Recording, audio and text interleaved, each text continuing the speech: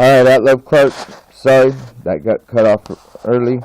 We're going to go to will worship because I think this is important to point out about the media and to point out about what's going on, okay? We must open our eyes to recognize that the evil spiritual force that is behind this push to undermine the law. We have been protected in America for a couple hundred years because we are recipients of the blessings God promised to faithful Abraham. We have not experienced the turmoil that many other nations have.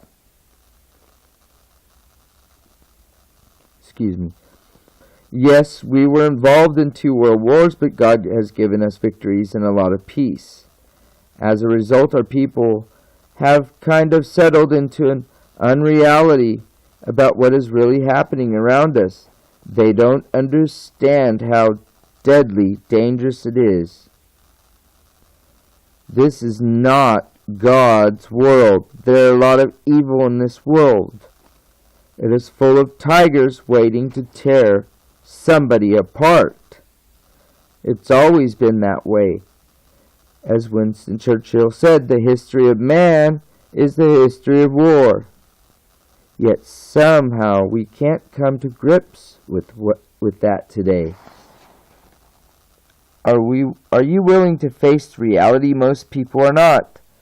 A haze of deception enshrouds our world. It's absolutely stunning how easily the people in this land today are duped. It's absolutely stunning. Repeat, absolutely stunning how easily the people in this land today are duped. This church is going to teach a lot of truth, even though if you disagree with some of it, they got a lot of truth. So, don't deny truth just because there's something that you disagree with or you haven't found the light in it yet. Sorry, continuing on. Adolf Hitler said that if you tell a big lie and repeat it enough, eventually people will believe it. They certainly did in Germany. We're seeing bold, blatant lies become a bigger and bigger part of today's political landscape. This is a sure sign of Satan's growing power. We're seeing the work of this lying murderer at his worst. He's the father of lies. There is no truth in him. John 8:44. But he will still look you boldly in the eye and insist that everything he says is the truth. We experience that in our court case with the leaders from the Worldwide Church of God. Even our lawyers said that they had never seen such skilled liars in their lives. It was different than anything they had ever experienced. That is because nothing like this satanic attack ever happened before. When the president was campaigning for a second term, he said, "You may be frustrated sometimes with the pace of change. I'm frustrated too sometimes. But you know where I stand. You know what I believe. You know I tell the truth." Does the president tell the truth? Is anyone paying attention? Here's how Glenn Beck responded to the president's statement. "This is more judgment on America than the press. I've never looked back and marveled at how many people will fall for and knowingly accept a falsehood.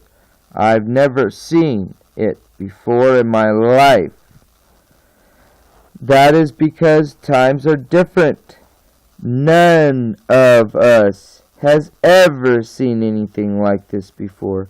You can't explain this unless you go to the Bible and realize that Satan has been cast down and that his influence is greater than ever." Hitler said, What you tell people in the mass in a receptive state of fanatic devotion will remain. Words received under hypnotic influence are radical and impervious to every reasonable explanation. Now, you guys, Angelo John Gage, what is he? He's a hypnotist, okay? If you want to be stuck in a death cult, go for it. And be hypnotized by that guy, because obviously he's using these Hitler's techniques, or he'd never be as smart or better than Hitler, although Hitler was a loser because he lost the war. But the point is, I know a lot of people are getting pissed off by that. I don't care. My nationalist socialist friends, I'm not trying to be an asshole. I'm just saying he is a loser. He lost the war. Okay? Let's finish reading. This is the type of influence we are seeing holding a grip on many people today. This hypnotic influence can be explained reasonably. Hitler continued, "A new age of magic interpretation of the world is coming, of interpretation in terms of the will, and not of the intelligence." Did you hear that? Of will and not intelligence. That same spirit saturates the radical left in America's politics. Okay? You understand what's going on?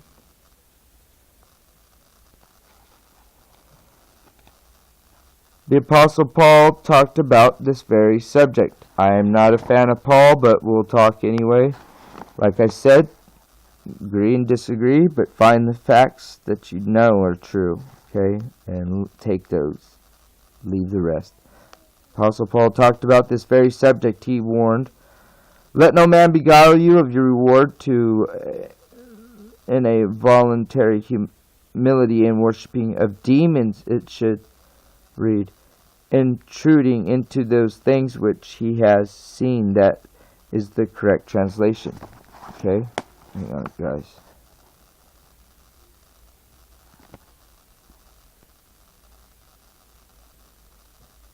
Vainly puffed up by his fleshly mind, which things have indeed a show of wisdom in will worship. Will worship. That is exactly what Hitler was talking about, but on another level. Magic interpretation in terms of the will. He said, "Look, this is what it's all about. Your reasoning isn't going to stop us. That doesn't mean anything to us. We follow this magic interpretation today. Will worship essentially comes down to worshiping demons.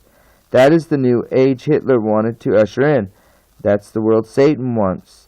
That's what the leaders of the church got into after Mr. Armstrong died. They didn't look to the Bible for answers. They just had a magic interpretation of things and said by implication, just follow our will, which happened to be Satan's will. Sadly, most of God's people follow. This is exactly the kind of influence we see taking over America's political scene today.